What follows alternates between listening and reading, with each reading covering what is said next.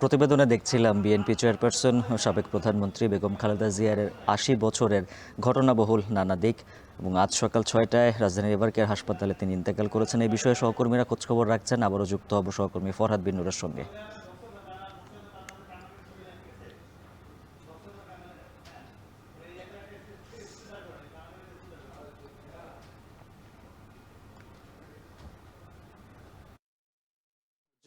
ধন্যবাদ। আমরা দেখছি যে ৭ দিন শোক দিবস পালন এর ঘোষণা দিয়েছে বিএনপি এবং জানাজা, রাষ্ট্রীয় মর্যাদা, দাফন সহ যাবতীয় বিষয়ের সিদ্ধান্ত আসলে উপদেষ্টা পরিষদের বৈঠকে সিদ্ধান্ত হবে, এমনটাই বিএনপির মহাসচিব মির্জা ফখরুল ইসলাম আলমগীর কিন্তু জানিয়েছেন। আমি যদি একটু বলি, বেগম খালেদা জিয়া তাকে আমরা সবশেষ দেখেছিলাম সশস্ত্র বাহিনীর দিবসে, সেখানে তিনি গিয়েছিলেন, সশরীরে অংশ নিয়েছিলেন। এরপরে তিনি কিন্তু আমরা দেখেছি ২৩ নভেম্বর তারপর যে তিনি হাসপাতালে চিকিৎসা নিতে আসলেন, এরপরে আর তার ফেরা হলো না তার ফিরোজার বাসায়। এবং আজকে যে ৩০ ডিসেম্বর, অর্থাৎ আমরা দেখলাম যে ৫ সপ্তাহের বেশি সময় বেগম খালেদা জিয়া এই হাসপাতালে চিকিৎসা নেওয়ার পর অবশেষে তিনি তার জীবনের শেষ নিঃশ্বাস এই হাসপাতালে ত্যাগ করেছেন। আজ ভোর ৬টা নাগাদ, ফজরের ঠিক পরপরই তিনি মৃত্যুবরণ করেন, যেটি আনুষ্ঠানিকভাবে বিএনপি জানিয়েছে। এবং আমি যদি একটু বিষয় বলে রাখি যে এই যে আপোষহীন নেত্রী যাকে বলা হয়, বাংলাদেশের রাজনীতিতে আসলে বহু বছর ধরেই একটি বিশেষণ ঘুরে ফিরে উচ্চারিত হয়, সেটি হচ্ছে আপোষহীন। এই শব্দটির সঙ্গে সবচেয়ে ঘনিষ্ঠভাবে যে নামটি জড়িয়ে গেছে, তিনি বিএনপির চেয়ারপারসন এবং সাবেক প্রধানমন্ত্রী বেগম খালেদা জিয়া। ৩ বারের প্রধানমন্ত্রী, ২ দশকের বেশি সময় ধরে বিরোধী রাজনীতির প্রধান মুখ এবং ৩ দশকেরও বেশি সময় ধরে ক্ষমতার কেন্দ্রে এবং কেন্দ্রের বাইরের সমান দৃঢ়তায় অবস্থান করা এই নেত্রী বাংলাদেশের গণতান্ত্রিক রাজনীতিতে এক গুরুত্বপূর্ণ অধ্যায়ের নাম হচ্ছে বেগম খালেদা জিয়া। এবং আমরা দেখছি এই আপসীর নেত্রীকে ঘিরে তার যে দলের শীর্ষ নেতাকর্মী থেকে শুরু করে বিভিন্ন পর্যায়ের যারা নেতাকর্মী, তারাও কিন্তু এই হাসপাতালে ইতিমধ্যেই আসতে শুরু করেছেন। আমরা দেখেছি বিএনপির মহাসচিব মির্জা ফখরুল ইসলাম আলমগীর, এই মুহূর্তে আমরা যদি ক্যামেরায় দেখাচ্ছি, বিএনপির যিনি রুহুল কবির রিজভী, তিনি আছেন। আমরা দেখছি যে অন্যান্য যেসব নেতারা, তারাও কিন্তু এখানে এসেছেন। এবং একই সঙ্গে আরেকটি বিষয় যেটি বলছিলাম, যে আপোষহীন সম্পর্কে যে বিষয়টি বলছিলাম, দেশীয় ও আন্তর্জাতিক গণমাধ্যম, মানবাধিকার সংস্থা কিংবা রাজনৈতিক বিশ্লেষকদের পর্যবেক্ষণে এটি আসলে বহুবার উঠে এসেছে, খালেদা জিয়া তার রাজনৈতিক অবস্থান থেকে কখনোই এক চুল পিছু হটেননি। প্রশ্ন হলো, এই অবস্থানগুলো আসলে কি, যার কারণে তাকে আপোষহীন নেত্রী বলা হয়? আমরা দেখেছি যে সংসদীয় গণতন্ত্রে প্রত্যাবর্তন, দীর্ঘ সামরিক শাসনের পর ১৯৯১ সালে অনুষ্ঠিত হয় বাংলাদেশের প্রথম গণতান্ত্রিক নির্বাচন। এতে বিএনপির সংখ্যাগরিষ্ঠতা অর্জন করে এবং খালেদা জিয়া হন দেশের প্রথম গণতান্ত্রিকভাবে নির্বাচিত নারী প্রধানমন্ত্রী। আর সে সময় আমরা দেখেছিলাম যে রাষ্ট্রপতির শাসন ব্যবস্থা বহাল রেখে ক্ষমতা নিজের হাতে কেন্দ্রীভূত রাখার সুযোগ থাকলেও তিনি সংসদীয় গণতন্ত্রে ফিরে যাওয়ার পক্ষে অবস্থান নেন। আমরা দেখেছি যে বিভিন্ন পর্যবেক্ষকের আসলে যেটি মত, তাদের মতে আসলে ক্ষমতা কুক্ষিগত না করে গণতান্ত্রিক কাঠামো পুনঃপ্রতিষ্ঠার এই সিদ্ধান্তই ছিল তার আপোষহীন রাজনৈতিক জীবনের প্রথম বড় দৃষ্টান্ত। এভাবেই তিনি হয়ে ওঠেন আপোষহীন নেত্রী। এছাড়া যদি আরেকটি বিষয় বলে রাখি, জাতীয়তাবাদী অবস্থান, সে বিষয়টা নিয়ে যদি একটু বলি, আমরা দেখি যে ২০০১ সালে দ্বিতীয়বারের মতো ক্ষমতায় এসে আঞ্চলিক ও বৈশ্বিক রাজনীতির জটিল বাস্তবতায়ও তিনি জাতীয়তাবাদী পররাষ্ট্রনীতিতে অনড় থাকেন। ভারত, চীন ও যুক্তরাষ্ট্র এই ত্রিমুখী কৌশলগত সম্পর্কের মধ্যেও সরকারের নীতিগত অবস্থানে মৌলিক পরিবর্তনে তিনি অনিচ্ছুক ছিলেন। এছাড়া আরেকটি বিষয় যদি বলি, যে তিনি নির্বাসনের প্রস্তাব প্রত্যাখ্যান। আমরা দেখেছি যে 2007 সালের 1/11 পরবর্তী জরুরি অবস্থায় রাজনীতির সবচেয়ে সংকটময় সময়ে মুখোমুখি হন বেগম খালেদা জিয়া। সে সময় তার সামনে দেশ ছাড়ার প্রস্তাবও আসে। রাজনৈতিক ভবিষ্যৎ অনিশ্চিত হলেও তিনি সেই প্রস্তাব প্রত্যাখ্যান করেছিলেন। রাজনৈতিক বিশ্লেষকদের মতে এই সিদ্ধান্ত তার আপোষহীনতার সবচেয়ে বড় দৃষ্টান্ত বলে কিন্তু অনেকে মনে করেন। আমরা যদি আরেকটি বিষয় বলি যে সমঝোতা প্রত্যাখ্যান, এই বিষয়টা নিয়ে যদি একটু বলি, সেক্ষেত্রেও কিন্তু বেগম খালেদা জিয়া আপোষহীন। আমরা দেখেছি 2018 সালে দুর্নীতি মামলায় কারাবন্দী হন খালেদা জিয়া। কারাদণ্ডের সময়ও তিনি রাজনৈতিক সমঝোতার পথে যাননি। আমরা দেখেছি তিনি বিভিন্ন মহল থেকে স্বাস্থ্য ও চিকিৎসার বিনিময়ে আমরা রাজনীতি থেকে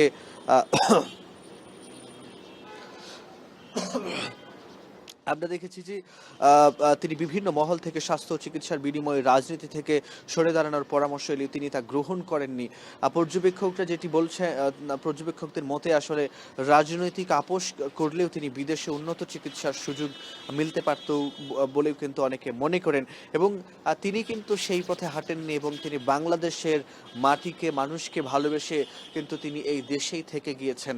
এবং আমরা যদি আরেকটা বিষয় বলি যে বেগম খালেদা জিয়া মানবাধিকার সংস্থাগুলোর বিভিন্ন প্রতিবেদনে বাংলাদেশের যে বিরোধী রাজনীতির দমন পীড়নের চিত্র যেভাবে করে উঠে আসে, এ সময় খালেদা জিয়াও কিন্তু দীর্ঘদিন গৃহবন্দী থাকা, চিকিৎসাধীন অবস্থায় নিয়ন্ত্রণ এবং রাজনৈতিক যোগাযোগে বাধার মুখেও কিন্তু তিনি পড়েন।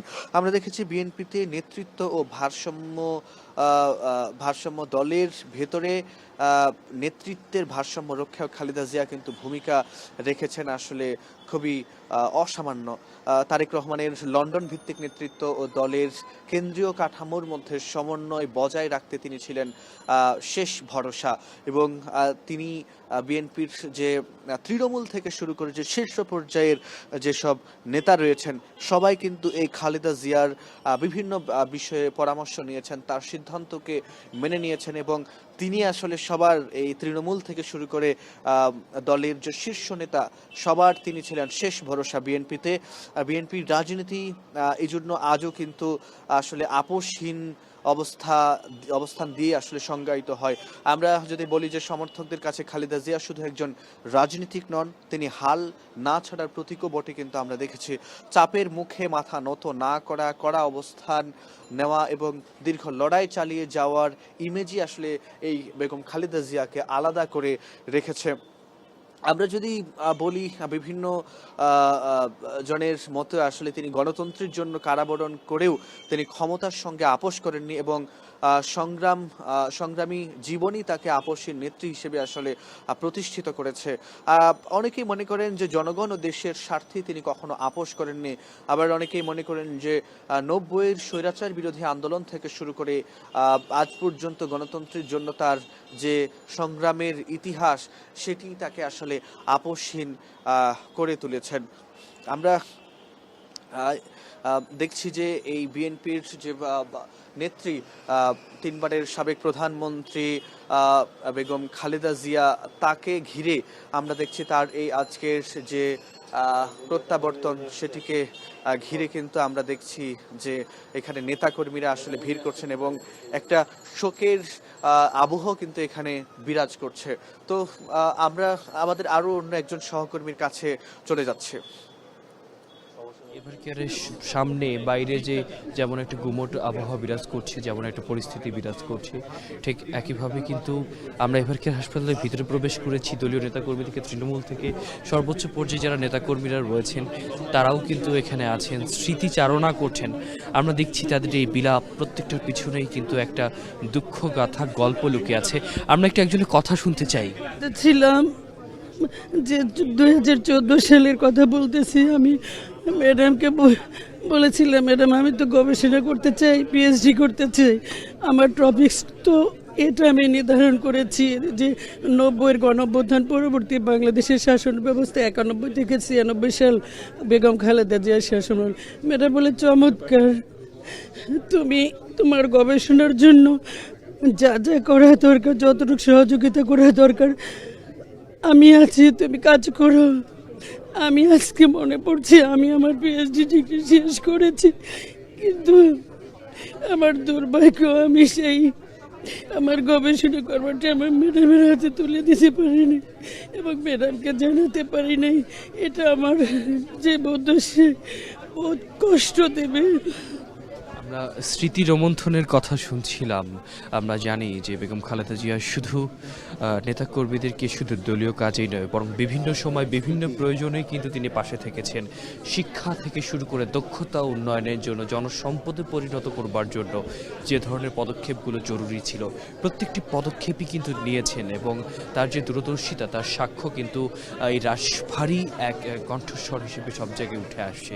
আমরা যেমনটা দেখছি আজকের এই এভার কেয়ার হাসপাতালে মিলনায়তনে, এখানেও কিন্তু একটা গুমট পরিবেশ এবং সবারই কিন্তু অক্ষিকটুরে যে চোখের জল আমরা দেখতে পাচ্ছি, সেটি কিন্তু নিঃসন্দেহে এক বর্ষিয়ার নেত্রীকে হারানোর জন্য সবার সেই উদ্বেগ বা উৎকণ্ঠা আমরা দেখতে পাচ্ছি।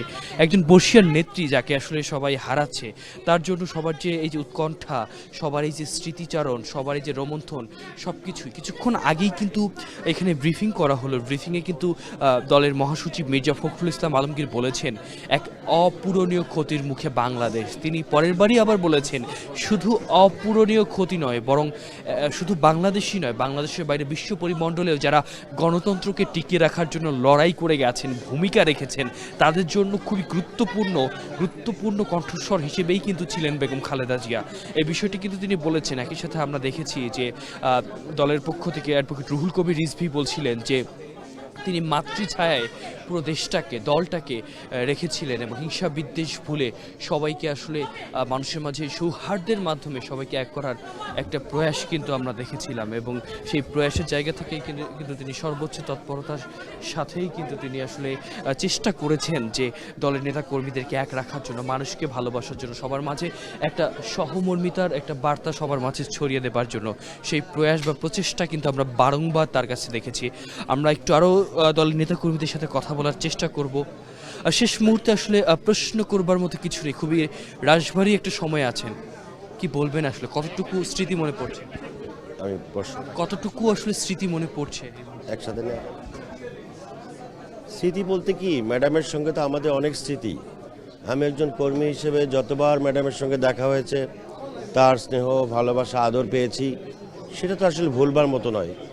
কিন্তু ম্যাডামের সবচেয়ে বড় কথা হলো দেশের প্রশ্নে, দেশের স্বাধীনতা, সার্বভৌমত্ব এবং গণতন্ত্রের প্রশ্নে বেগম খালেদা জিয়ার যে আপসহীন ভূমিকা, সেই ভূমিকা এই দেশের মানুষ কোনো দিন ভুলতে পারবে না। এবং এই দেশের গণতন্ত্রকে টিকিয়ে রাখার স্বার্থে, গণতন্ত্র পুনরুদ্ধারের জন্য দেশনেত্রী বেগম খালেদা জিয়ার যে ত্যাগ এবং যে অবদান, সেই অবদান এই দেশে অন্য কোনো মানুষের নেই। যে অগ্রযাত্রায় আপনাদেরকে সামিল করে দিয়ে গেলেন নেত্রী, তো সেই অগ্রযাত্রায় আপনারা কতটুকু বদ্ধপরিকর? আমাদের অনুপ্রেরণার একমাত্র জায়গায় তো জীবিত ছিলেন বেগম খালেদা জিয়া। তিনি আমাদের অভিভাবক। তিনি যতদিন পর্যন্ত জীবিত ছিলেন, তিনি কথা বলতে না পারলেও, আমরা দেখতে না পারলেও মনে করতাম যে আমাদের অভিভাবক জীবিত আছেন। মা বাবা যেমন অসুস্থ হয়ে বাসায় পড়ে থাকে, তাকে না দেখলেও মানুষ যখন মনে করে যে না, আমার বাবা জীবিত আছেন, মাথার ছায়া বটগাছের মতো, আমাদের নেত্রী আমাদের অভিভাবক হিসেবে ছিলেন। যেমনটা শুনছিলাম যে অভিভাবক হিসেবে বলছিলেন। আরেকটি তথ্য দিতে চাই, ইতিমধ্যেই কিন্তু বিএনপির ভারপ্রাপ্ত চেয়ারপারসন তারেক রহমান তিনি কিন্তু পরিবার সমেত এভার কেয়ার হাসপাতালে প্রবেশ করেছেন এবং নিঃসন্দেহে যেহেতু পারিবারিক অনেক সিদ্ধান্ত নির্ভর করবে, আমরা জেনেছি দলের মহাসচিব জানিয়েছেন, মির্জা ফখরুল ইসলাম আলমগীর ব্রিফিংয়ের মাধ্যমে জানিয়েছেন যে প্রধান উপদেষ্টার মাধ্যমে জানানো হয়েছে সকাল আনুমানিক 10:30টার দিকে একটি জরুরি ক্যাবিনেট সভার আয়োজন করা হয়েছে। সেখানে আসলে দাফন সংক্রান্ত রাষ্ট্রীয় যে সিদ্ধান্ত, সেই সিদ্ধান্তগুলো নেওয়া হবে এবং পরবর্তী সময়ে কিন্তু আমরা যেমনটা দেখেছি বা জেনেছি যে এরপরে পারিবারিক পক্ষ থেকেও বিভিন্ন সিদ্ধান্ত নেবে এবং তখন কিন্তু বিষয়গুলো আরও স্পষ্টভাবে আমরা জানতে পারবো। তবে যেহেতু তার পুত্র এবং বিএনপির ভারপ্রাপ্ত চেয়ারম্যান তারেক রহমান তিনি আসলে এসেছেন এবং তিনি এবং একই সাথে বেগম খালেদা জিয়ার পুত্রবধূ বেগম জুবাইদা রহমান তিনিও কিন্তু চলে এসেছেন। তো একই সাথে আমরা যেমনটা জানি যে তারা সবাই মিলেই কিন্তু একটা পারিবারিকভাবে একটা সম্মিলিত প্রচেষ্টার মাধ্যমে আসলে পুরো প্রক্রিয়াটি আসলে কীভাবে নিয়ে যাওয়া যায়, রাষ্ট্রীয়ভাবে কোন ধরনের সিদ্ধান্ত নেওয়া হয়, সবগুলো সিদ্ধান্ত আসবে। আমরা কিছুক্ষণ আগেই আসলে মেডিকেল বোর্ড বোর্ডে যারা কর্তব্যরত ছিলেন তাদের সাথে আমরা একটু আলাদাভাবে কথা বলার চেষ্টা করেছি। তারাও কিন্তু জানিয়েছেন যে যেহেতু একটি মাল্টিডিসিপ্লিনারি বোর্ডের মাধ্যমে বিভিন্নভাবে চিকিৎসা প্রক্রিয়াটি সম্পূর্ণ হচ্ছিল, তো সেই জায়গা থেকে আসলে শেষ মুহূর্তে এসে কিডনি থেকে শুরু করে হৃদরোগ থেকে শুরু করে বেশ কিছু রোগী আসলে জেকে বসেছিল। তবে সর্বশেষ যে কার্ডিয়াক অ্যাটাক হয় সেখান থেকেই বেগম খালেদা জিয়ার মৃত্যু হয়েছে এমনটি আসলে তারা দাবি করছিলেন এবং আমাদেরকে নিশ্চিত করে জানিয়েছেন। তবে এখন যে ছবিগুলো দেখতে পাচ্ছেন সবাই আসলে শোকাহত, সবাই আসলে শোকে স্থবির হয়ে আছে, স্তব্ধ হয়ে আছে। সেই স্তব্ধতা কিন্তু আসলে মূলত হচ্ছে সেই নেত্রীকে হারানোর জন্য, যিনি আসলে গণতন্ত্রের যে অগ্রযাত্রার যে পথ, সেই পথের সারথি হিসেবে আসলে সবাইকে দাঁড় করিয়ে রেখেছিল, সেই পথে কিন্তু সবাই নেমে গেছে এমনটা আমরা দেখেছি। আমরা বেশ কয়েকদিন ধরেই দেখছিলাম রাজপথে যখন বিএনপির ভারপ্রাপ্ত চেয়ারম্যান তারেক রহমান যখন যাচ্ছিলেন, তার গাড়িতে লেখা ছিল সবার আগে বাংলাদেশ, এবং তিনি উদাত্ত কণ্ঠে ঘোষণা দিয়েছিলেন উই হ্যাভ আ প্ল্যান। এই মার্টিন লুথার কিংয়ের যে সেই বিখ্যাত বাণী, সেটির সাথে সামঞ্জস্য রেখে এই যে একটা কথা, সেই কথা কিন্তু আসলে পুরো দেশবাসীকে প্রেরণা জুগিয়েছে, সবার মাঝে প্রেষণা জুগিয়েছে। এবং সেই প্রেষণার জায়গা থেকেই কিন্তু আমরা দেখেছি যখনই রাজপথে নেমেছে তখনই কিন্তু বলেছে সবাইকে এক হয়ে কাজ করতে হবে। এই যে এক হওয়ার যে আহ্বান, এক হওয়ার যে বাণী, এটি কিন্তু মূলত এই শিক্ষা, এই আদর্শ, এটি কিন্তু বেগম খালেদা জিয়া সবার মাঝে ছড়িয়ে দিয়েছেন এমন বিষয় কিন্তু আমরা বললেও বলতে পারি। এবং যেমনটি আমরা কালকে দেখেছিলাম যখন তার পুত্র বিএনপির ভারপ্রাপ্ত চেয়ারম্যান তারেক রহমান তিনি যখন পল্টন কার্যালয়ে গিয়েছিলেন, সামনের পল্টন থেকে কাকরাইলের যে সড়ক সেটি যখন আসলে জনতার স্রোতে যখন অবরুদ্ধ হয়ে গিয়েছিল, তখন কিন্তু তিনি বলেছিলেন যে সবাইকে সড়ক ছেড়ে দেবার জন্য, কারণ কোনোভাবেই জনভোগান্তি তৈরি করা যাবে না। এবং আরও বলেছিলেন যে আসলে যা কিছু আছে সব কিছু নিয়েই আসলে যাদের যতটুকু আছে অতটুকু দিয়ে দেশ গড়ার জন্য নেমে পড়তে হবে, কারণ দেশটা সবার। এই যে দেশের প্রয়োজনে আসলে এক হওয়া বিএনপির পক্ষ থেকে। এবং একই সাথে বলতে চাই জুলাই আন্দোলনেও কিন্তু আসলে বিএনপির একটা বড় নেতৃত্ব ছিল, এবং সেই জায়গা থেকেও আমরা দেখেছি যে বিএনপির পক্ষ থেকে বিভিন্ন সময় আসলে নেতাকর্মীরা বিভিন্নভাবে আসলে সেই 16 বছরের যে পরাজিত শক্তি বা সে সময়কার যে অবস্থা, সেই অবস্থায় কিন্তু একটা শক্ত প্রতিরোধের বেষ্টনী গড়ে তুলেছিল। তো সেই বেষ্টনী থেকে যতটা দ্রুততার সাথে আসলে সেখান থেকে দেশকে উত্তরণে নিয়ে যাওয়া যায়, যখন নতুন করে সকল প্রকার বৈষম্যকে খুন করে নতুনভাবে নতুন বাংলাদেশ গড়ার নেপথ্যে আসলে সবাই ছুটছে, এই সময়ে এসে আসলে এই যে বেগম খালেদা জিয়ার এই মৃত্যু, এই পরলোক গমন নিঃসন্দেহে একটা বড় ক্ষতি। সেটা আসলে দলীয় নেতাকর্মী থেকে শুরু করে সবার পক্ষ থেকে বলা হয়েছে। একদম পৌষের একদম ভোরে যখন আসলে হিমশীতল শহর, বেশ কয়েকদিন থেকে আসলে তাপমাত্রাও ঢাকা শহরে অনেক কম, এর মধ্যে যখন আসলে সংবাদ ছড়িয়ে পড়লো, তখন কিন্তু মানুষের মাঝে যে উৎকণ্ঠা, সেই উৎকণ্ঠা কিন্তু সবার মাঝে ছড়িয়ে পড়েছে এমনটা আমরা জানি। এবং আমরা দেখেছি যে সবাই কিন্তু বেশ উৎকণ্ঠিত অবস্থায় থেকে তারা কিন্তু আসলে উদ্বেগ জানিয়েছে। আমরা দেখেছি সামাজিক যোগাযোগ মাধ্যমে বা সোশ্যাল মিডিয়াতে সকল প্রকার যে কার্যক্রমগুলো রয়েছে, সেই কার্যক্রমের মধ্যে আমরা দেখেছি যে অনেকেই শোক এবং সমবেদনা জানিয়েছে, দুঃখ প্রকাশ করেছে। এবং একই সাথে আরও অনেক তথ্য আছে। আজকে দেশের রাজধানীতে একটি বিশ্ববিদ্যালয়ের কেন্দ্রীয় শিক্ষার্থী সংসদ নির্বাচন ছিল, সেটিকেও কিন্তু জরুরি সিন্ডিকেট করে স্থগিত করে দেওয়া হয়েছে। অর্থাৎ বেগম খালেদা জিয়ার এই মৃত্যুতে যে শোক, বিএনপির পক্ষ থেকে 7 দিনের শোকের ঘোষণা করা হয়েছে, কালো পতাকা উড়িয়ে আসলে শোক পালন করা হবে। এবং জেলা এবং বিভাগীয় কার্যালয়গুলোতেও কিন্তু কোরআন খতমের আয়োজন করা হয়েছে। সেই ঘোষণাগুলো এবং কর্মসূচিগুলো কিন্তু দলীয় পক্ষ থেকে ঘোষণা করা হয়েছিল। তবে যেহেতু এবার কেয়ার হাসপাতালে প্রবেশ করেছেন তার নিজের পুত্র, অর্থাৎ বিএনপির ভারপ্রাপ্ত চেয়ারম্যান তারেক রহমান, তাকে আমরা দেখেছি তিনি ইতিমধ্যেই প্রবেশ করেছেন, সপরিবারে প্রবেশ করেছেন। এবং তারপরেই হয়তো বা যেহেতু ক্যাবিনেটের একটি সিদ্ধান্ত হবে, উপদেষ্টা পরিষদের একটি সিদ্ধান্ত হবে, সব কিছুকে সমন্বয় করেই মূলত এখানে পুরো প্রক্রিয়াটি সম্পন্ন হবে। আরও কিছু তথ্য আমাদের হাতে চলে এসেছে। আমরা যেমনটি দেখেছি এবার কেয়ার হাসপাতালে কিন্তু নিরাপত্তা জোরদার করা হয়েছে। আমরা দেখেছিলাম যে পুলিশের ডিটেকটিভ ব্রাঞ্চ থেকে শুরু করে বিজিবির প্লাটুন যারা ছিলেন তারাও কিন্তু সেখানে ছিলেন। একই সাথে আমরা দেখেছি যে সেনাবাহিনীকেও কিন্তু মোতায়েন করা হয়েছে। যেহেতু বেগম খালেদা জিয়াকে এখানে 23 তারিখে ভর্তি হওয়ার পরে 26 তারিখে এখানে নিবিড় পর্যবেক্ষণ কেন্দ্রে নেওয়া হয় এবং তারপর থেকে পর্যবেক্ষণ করা হয়। ঢল ছিল সেই সময় আমরা দেখেছি যারা নেতাকর্মীরা ছিলেন তারা আসলে তিনি দেশ এবং দেশের মানুষের জন্য রাজনীতি করেছেন। এদেশের মানুষকে নিয়ে কিভাবে সামনে এগিয়ে যাওয়া যায়, এ দেশকে ভালোবেসে কিভাবে সামনে এগিয়ে যাওয়া যায়, ওই রাজনীতি উনি করেছেন। আমরা তার আদর্শ থেকে যদি বিচ্যুতি হয় তাহলে আমরা হয়তো তার আর কথা মতো আমরা চলতে পারবো না। তার আদর্শ নিয়ে কিভাবে আমরা সামনে এগিয়ে যেতে পারি, এই দেশ এই জাতিকে কিভাবে সামনে এগিয়ে নেওয়া যায়, ওই আদর্শকে আমরা বুকে ধারণ করতে হবে, লালন করতে হবে। আমরা চাইবো, আমরা আসলে আজকে খুবই মর্মাহত যে আমাদের দেশনীতি আমাদেরকে ছেড়ে চলে গেছেন। আমাদের দেখছেন এই আপামর জনসাধারণের যে ভালোবাসা আমাদের দেশ নেত্রীর প্রতি, আপসীন নেত্রীর প্রতি, এই ভালোবাসার জন্য অটুট থাকে, এই ভালোবাসা অটুট থাকবে। এইভাবেই উনার আদর্শ থেকে যদি আমরা বিচ্যুতি হই তাহলে কিন্তু এই ভালোবাসা অটুট থাকবে না।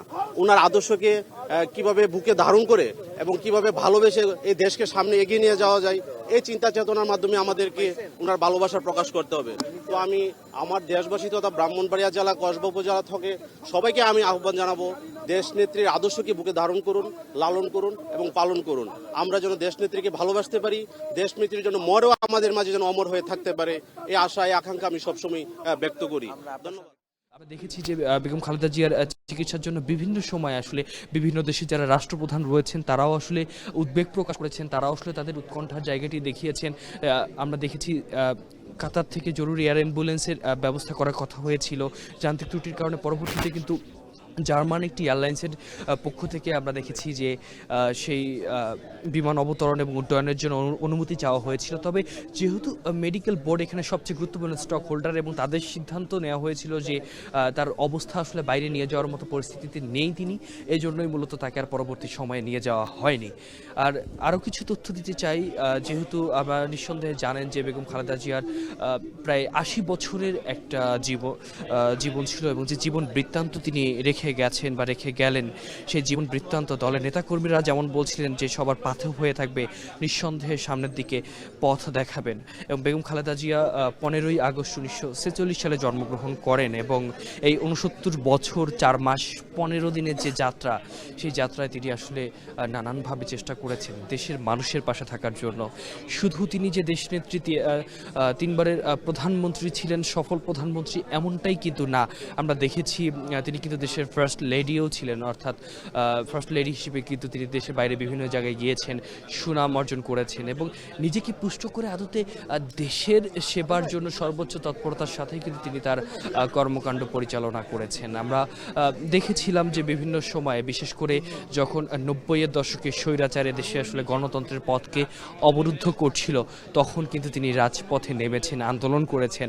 কিছুক্ষণ আগে আমরা একজন নেত্রীর সাথে কথা বলছিলাম, তিনি আমাদেরকে বলছিলেন যে তিনি যখন স্কুলে পড়ছিলেন তো ওই সময়টাতে তিনি এই স্বৈরাচার বিরোধী যে আন্দোলন, সেই আন্দোলনেই প্রথম নেত্রীকে দেখেন এবং সেখান থেকে অনুপ্রাণিত হন এবং সেখান থেকেই দেশ গড়ার জন্য দেশের অগ্রযাত্রায় তিনিও সামিল হন এবং সেই অগ্রযাত্রায় নানানভাবে নেত্রী তাকে অনুপ্রাণিত করেছেন।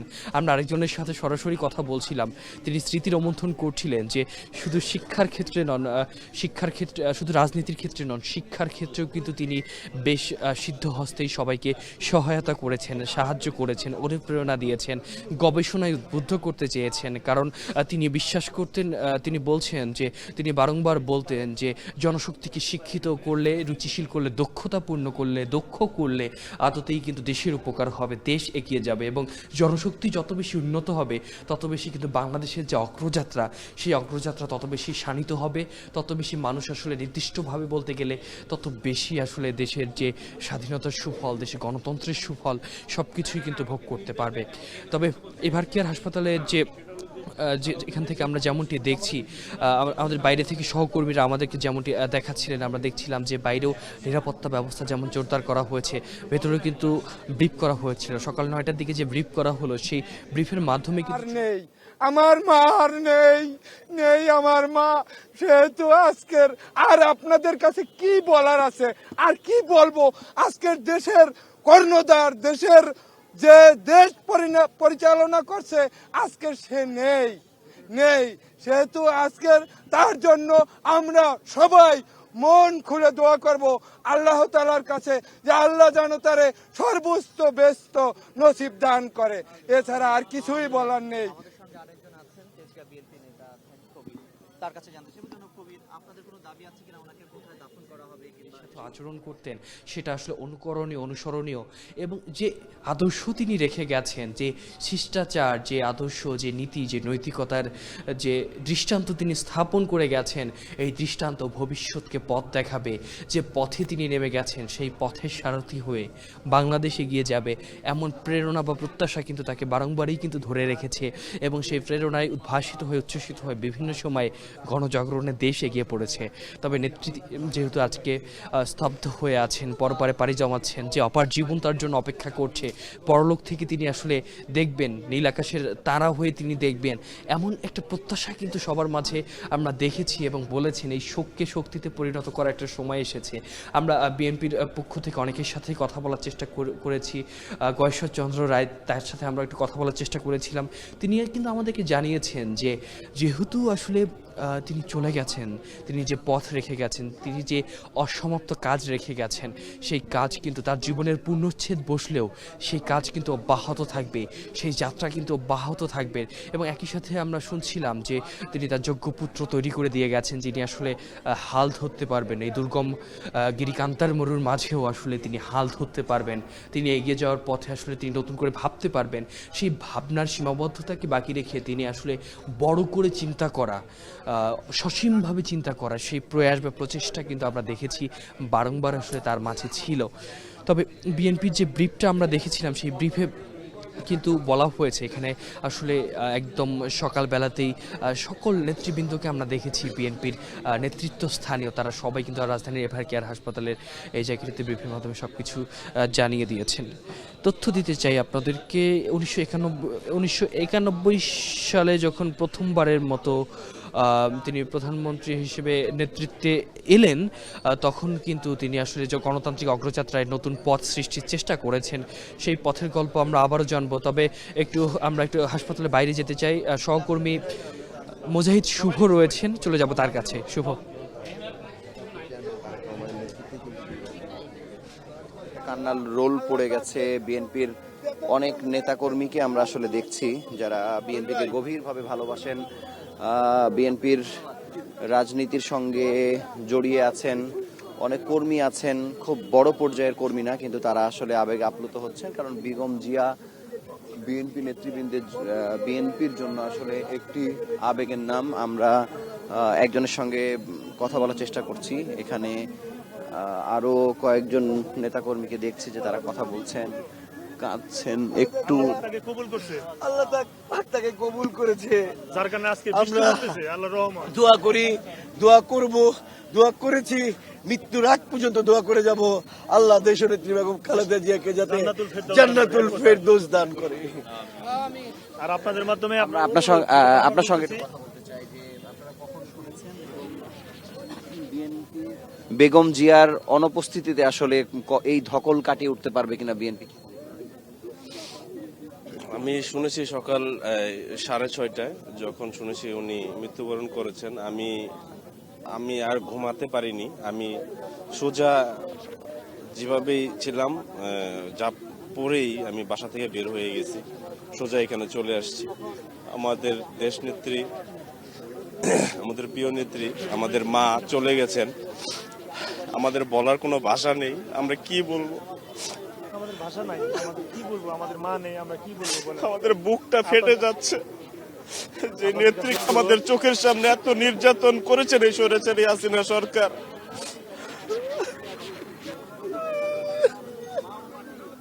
আপনাদের কাছে অনুরোধ, বেগম খালেদা জিয়ার জন্য সারা বাংলাদেশের মানুষের কাছে দোয়া চাই। এবং আমাদের একটাই চাওয়া, যেহেতু আমাদের নেত্রী এখন নেই, নেত্রীর জন্য আল্লাহকে ডাকতে হবে। আর আমাদের একটাই দাবি, আমাদের হাইকমান্ড, বিএনপির হাইকমান্ড যারা আছে এবং দেশনেত্রী আমাদের নেতা জনাব তারেক রহমান যেহেতু উপরে আছে, আমাদের অন্তরের কথাগুলো, আমাদের কষ্টের কথাগুলো যেন তারেক রহমান শুনতে পায়। এবং আমাদের সবার শেষে একটাই দাবি, শহীদ প্রেসিডেন্ট জিয়াউর রহমানের কবরের পাশে যেন আমাদের নেত্রী বেগম খালেদা জিয়াকে সমাহিত করা হয়। এটা আমাদের অন্তরের দাবি। সারা বাংলাদেশের 18 কোটি মানুষের পক্ষ থেকে আমি বলতেছি যেন সমাহিত করা হয় শহীদ প্রেসিডেন্ট জিয়াউর রহমানের পাশে। এই কষ্ট ভাই, এই যন্ত্রণা আমরা কিভাবে সহ্য করবো, কিভাবে থাকবো বুঝতে পারছি না। তার চেয়ে দেখুন আমাদের নেতা দেশনায়ক তারেক রহমান এসেছে, সে কিভাবে এই কষ্ট ধারণ করবে। আমরা মনে করি যে আমরাই কষ্ট করেছি দীর্ঘ 17 বছর, কিন্তু আজকে দেখুন সে আজকে দেশে পাড়া দিল, আজকে তার পাড়া দিয়ে আজকে তার মা নেই, আজকে আমাদের মা নেই, আমরা এতিম হয়ে গেলাম। আমরা এতিম। আমরা মাঠে ঘাটে আন্দোলন সংগ্রামে এক একটা এবারে যে কোনো পরিস্থিতিতে আমরা মোকাবেলা করেছি এবং দেশনেত্রী বেগম খালেদা জিয়াকে বুকে ধারণ করে আমরা সব সময় আন্দোলন সংগ্রাম করে আমরা পুলিশের সাথে কানামাছি ভো করে আমরা আন্দোলন সংগ্রাম করেছি। এটা আপনাদেরকে বুঝাতে পারবো না ভাই, এটা বুঝাতে পারবো না। এই দুঃখ ম্যাডামের কথা এখনো কথা স্মৃতিচারণ করে মা কানের মধ্যে ভেজে উঠে। নেত্রীর কথা মনে পড়লে আমি দেখুন বারবার বলেছি, একটি কথাই বলেছি আপনাদেরকে, একটু আগেও বলেছি 2017 সালে যে দেখুন নেত্রী কতটুক একটি কর্মীর প্রতি কতটুক তার সহানুভূতি দেখুন, যে পুলিশ তখন বাস পাখির মতো কর্মীদেরকে ধরে ধরে নিয়ে যেত। ম্যাডামের হাজিরাতের সময় যারাই আসতো তাদেরকে ধরে নিয়ে যেত। তো ম্যাডামের গাড়িতে আমি যখন গাড়ির সামনে দৌড়াচ্ছি, ম্যাডাম তখন বারবার একটি কথাই বলছিল, সামনে শিমুল ভাই ছিল মনে হয়, এই শিমুল ছেলেটাকে গাড়িতে উঠতে বলো। ম্যাডামের এই কথাটা আমার কানের মধ্যে এখনো বাজে।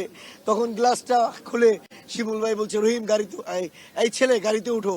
হ্যাঁ, তখন থেকেই ম্যাডামের প্রতি যে ভালোবাসা আমার আরো বেড়ে যায়। তখন থেকেই ছোট ছিলাম, আরো মনে ছিলাম যে একটা পথ ক্যারি করলে হয়তো দেশনেত্রী বেগম খালেদা জিয়ার সাথে দেখা করতে পারবো, কিন্তু মনে করেছিলাম এবারে দেশ স্বাধীন হয়েছে, আমরা কিছুদিন আগে পথ পেয়েছি, হয়তো নেত্রী সুস্থ হয়ে গেলে নেত্রীর সাথে যে একটু দেখা করব। গতকাল দেশনায়ক তারেক রহমান বিএনপির পার্টি অফিসে এসেছে, ভাইয়াকে বললাম ভাইয়া দেশনেত্রী বেগম খালেদা জিয়াকে অনেকে দেওয়া হয় নাই। এই শেখ হাসিনার আমলে আমরা বারবার সমাবেশ করেছি, বিক্ষোভ করেছি, দোয়া করেছি নেত্রীর জন্য, যাতে নেত্রীকে একটু একবার হলেও বিদেশে চিকিৎসার জন্য দেওয়া হয়। কিন্তু কতটুকু পশুর চেয়ে অদম হলে শেখ হাসিনা দেখুন নেত্রীকে চিকিৎসার জন্য দেয় নেই। যেটা বলছিলাম কালকেও আমি ভাইয়াকে বলেছি, ভাইয়া করোনার সময় আমরা 5 ভাই রক্ত দিয়েছিলাম ম্যাডামকে, ম্যাডাম সুস্থ হয়ে গেছিল 10 দিন আগে। আপনারা শুনছিলেন বিএনপি নেতাকর্মীরা আসলে কথা বলছেন একের পর এক। অনেককে আমরা দেখছি তারা আসলে আপ্লুত হয়েছেন, অঝরে কান্নায় ভাসছেন। এবং বিএনপি আমরা দেখছি যে আরো একজন বিএনপির কর্মী কথা বলছেন, আমরা তার বক্তব্য একটু আপনাদেরকে শোনাতে চাই। আমরা একটু সামনের দিকে যাচ্ছি যে অন্য কারো কথা আপনাদেরকে শোনাতে পারি কিনা। বেগম জিয়ার মৃত্যুতে আসলে শোকের ছায়া নেমে এসছে সারা বাংলাদেশে। বিএনপির নেতাকর্মীরা ভিড় করেছেন, অনেকে আসছেন খুব ভোরে, আসলে মারা যাওয়ার কারণে অনেকেই এখনো খবর পেয়ে রওনা দিয়ে হাসপাতাল পর্যন্ত আসতে পারেনি। আমরা একজন উৎসুক জনতার মধ্যে একজন আছেন, আমরা তার সাথে একটু কথা বলার চেষ্টা করছি। বাংলাদেশের আপন যত মানুষ আছি সবাই আমরা মর্মাহত,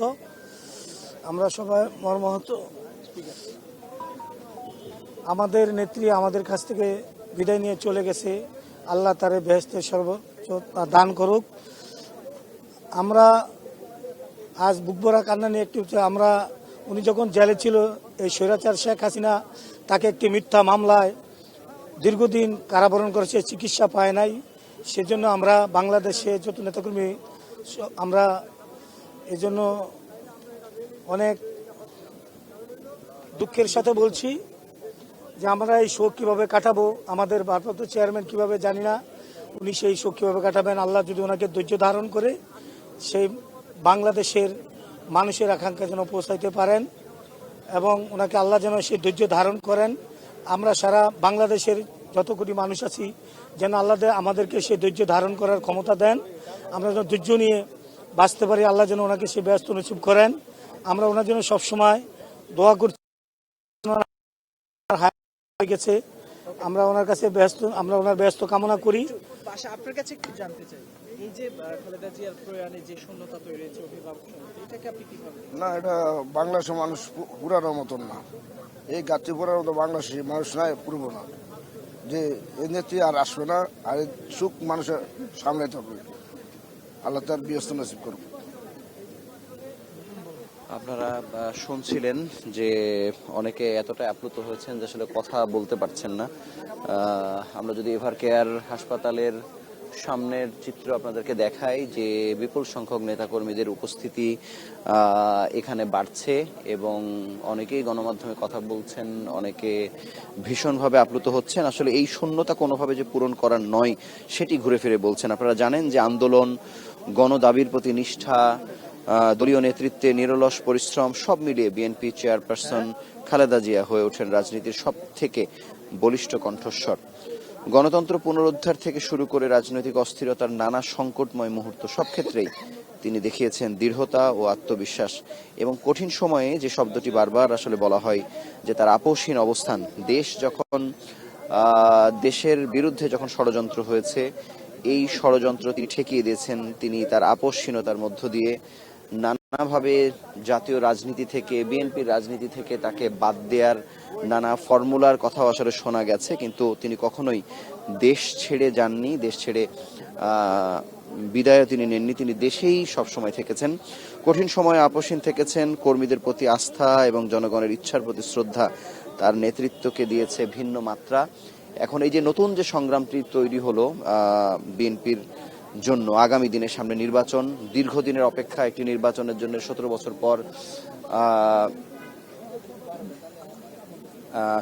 পর তারেক রহমান ফিরেছেন। ফিরেই তার মায়ের কাছে এসছেন। গতকালকে রাতেও তিনি এখানে এসছেন মাকে দেখতে, এবং কালকে আসলে শোনা যাচ্ছিল যে পরিস্থিতি খুবই খারাপ, এবং আসলে এই খারাপের কোনো সীমানা নেই, কারণ এই সংকটময় শব্দের পরে অতি সংকটময়, এই শব্দগুলোর পরে তো আসলে কোনো শব্দ হয় না। তিনি আসলে এমন একটি জায়গায় ছিলেন যে তার ফেরার পথ আসলে ছিল না, এবং মহান রাব্বুল আলামিন তাকে আসলে শেষ পর্যন্ত নিয়ে গেছেন, বাংলাদেশের মানুষের কাছ থেকে, পৃথিবী থেকে নিয়ে গেছেন।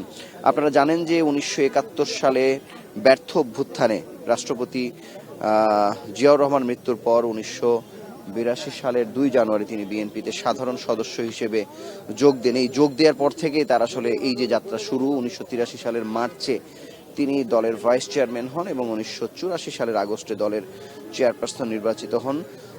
সাবেক প্রেসিডেন্ট জিয়াউর রহমান মৃত্যুর পর আসলে যে শূন্যতা বিএনপির তৈরি হয়েছিল, সেই হালটি আসলে তিনি ধরেছিলেন, এবং সেই 82 সালের পরে এখন এসে 2025 সালের একেবারে শেষ নাগাদ বিএনপি আরও একটি বড় ধাক্কা আসলে খেলো বেগম জিয়াকে হারিয়ে। তিনি এতটা পথ বিএনপিকে পাড়ি দিয়ে নিয়ে এসছেন। এখন সামনের লড়াইয়ে তারেক রহমানকে আসলে মূল লড়াইটি আসলে করতে হবে। বিএনপির ভেতরে আসলে কতটুকু কোন্দল আছে বা টানা পড়েন আছে সেটি আসলে অতটা দৃশ্যমান না হলেও একটি ভঙ্গুর অবস্থায় কিন্তু বিএনপি একটু কিছুটা খারাপ সময় দীর্ঘদিন ধরে পালন করছিল, এবং বেগম জিয়ার মৃত্যুর পর থেকে আসলে লড়াইটা অনেক কঠিন হলো। কারণ আপনি জানেন যে বাংলাদেশে ভোটের রাজনীতির সঙ্গে জোটের রাজনীতি ওতপ্রোতভাবে জড়িয়ে আছে। বিএনপি কার সঙ্গে যাবে কি যাবে না, এবং আগে যে তার 4 দলীয় ঐক্য জোট হয়েছে, এরপরে অনেক ধরনের জোটের সমীকরণ হয়েছে। বেগম জিয়া যেভাবে অন্যান্য রাজনৈতিক দলগুলোকে একত্রিত করতে পারতেন, একসাথে বসতে পারতেন, এবং বেগম জিয়ার কাছে এসে যে মানুষ সবকিছু সবকিছুকে ছাপিয়ে তিনি যে লড়াই সংগ্রাম চালিয়ে যেতে পারতেন, সেই জিনিসটি থেকে আসলে বিএনপি এখন বঞ্চিত হবে। আমি একটু বিএনপির একজন নেত্রীকে আমরা পেয়েছি, আমরা তার সঙ্গে একটু কথা বলতে চাই। আপনি আমাদের একটু বলবেন, আপনাকে এখনই আসলে দেখলাম যে মানে কি পরিমাণ শূন্যতা আসলে বাংলাদেশের এবং বিএনপির আসলে হলো। আসলে এটা আসলে বলে বোঝানোর মতো ভাষা আমার নাই। আমি হঠাৎ করে শুনে অনেকটা স্তব্ধ হয়ে গেছি। আমরা মনে করি যে বাংলাদেশের গণতন্ত্র বলতে যা বোঝায় দেশনেত্রী বেগম খালেদা জিয়া, বাংলাদেশ বলতে যা বোঝায় এই মুহূর্তে দেশনেত্রী বেগম খালেদা জিয়া। আমরা ওনাকে এইভাবে হারাবো এটা আমরা চিন্তাই করি নাই, কারণ ওনার হাতেই আমাদের জন্ম। আমরা ছাত্রদল করেছি, ওনার সঙ্গে অনেকদিন রাজনীতি করেছি, ওনার সাথেই এতদিনের সম্পর্কটা এখন পর্যন্ত আমার কল্পনাতে আসে না যে উনি আমাদের মাঝে নাই, ওনাকে আমরা আর দেখতে পাবো না, উনি বাংলাদেশের ভোটের রাজনীতিতে আর থাকবেন না। উনি বাংলাদেশের সামনের ভবিষ্যৎটা সুন্দর করার জন্য যে কাজগুলো করতে হয় উনি আর করতে পারবেন না। এটা আসলে আমরা এখন পর্যন্ত ওই জায়গাতে আমরা চিন্তাই করতে পারি না যে উনি এই যে হাসপাতালে ছিলেন, আমরা জানি উনি খুব অসুস্থ, তারপরেও আমরা মনে করেছি যে উনি তো আছেন আমাদের মাঝে, আবার ফিরে আসবেন, আমরা ওনাকে নিয়ে আবার সেই স্বপ্ন বুনবো। কিন্তু আমরা যে হঠাৎ করে এরকম একটা অবস্থার সম্মুখীন হব এটা আমরা চিন্তাই করি নাই কখনো। আজকে পর থেকে যে উনি দলকে এত দূর টেনে নিয়ে আসলেন, মানে এই 25 সাল পর্যন্ত, মানে সামনের লড়াইটা আসলে কত কঠিন হয়ে গেল বিএনপির জন্য। সামনের লড়াই অবশ্যই বিএনপির জন্য যেমন কঠিন হলো, বাংলাদেশের গণতন্ত্রের জন্য ঠিক তেমনই কঠিন হলো। খালেদা জিয়া মানেই গণতন্ত্রের একটা প্রতীক ছিল। আপনারা নিশ্চয়ই ভুলে যান নাই যে ওনাকে যখন বিদেশ পাঠিয়ে দেওয়ার জন্য 11 সরকার খুব চেষ্টা করছিলেন, উনি বলছিলেন আমি আমার এত সন্তান রেখে কোথায় যাব। এই যে এত সন্তান, উনি যদি সেদিন চলে যেতেন তাহলে বাংলাদেশের ইতিহাস অন্যরকম হতো। আরেকজন নেতৃত্ব উনি চলেই গিয়েছিলেন। তো এই যে উনার থেকে যাওয়া এবং এই যে সবশেষে 24-এর আগ পর্যন্ত 15.5 বছর উনি যে কষ্ট করেছেন, উনি আমাদের জন্য যে কষ্ট করেছেন, ধীরে ধীরে মৃত্যুর দিকে ধাবিত হয়েছেন, মৃত্যুকে বরণ করে নিয়েছেন উনি। তারপরেও একটা বার যদি উনি সরি বলতেন, ওই ফ্যাসিস্ট তাকে হয়তো বিদেশ পাঠাতেন বা মানুষের সামনে তাকে অপরাধী সাব্যস্ত করতে পেরে বিকৃত হাসি হাসতেন, কিন্তু উনি সেই সুযোগটা দেন নাই। এই যে উনি যে সুযোগটা দেন নাই, এটাই গণতন্ত্র। এই যে সবাই বলি আমরা 24-এ এই করেছি ওই করেছি, এই যে উনার যে জার্নিটা, এই জার্নিটা বলার অপেক্ষা রাখে না যে এই জার্নিটা বাংলাদেশের জন্য কতটা, বাংলাদেশের এই বাংলাদেশের পুরখাওয়া গণতন্ত্রের জন্য কতটা দরকার ছিল, সেই সবকিছু মিলে আজকে আমরা সবই হারিয়ে ফেললাম। আরেকটি বিষয়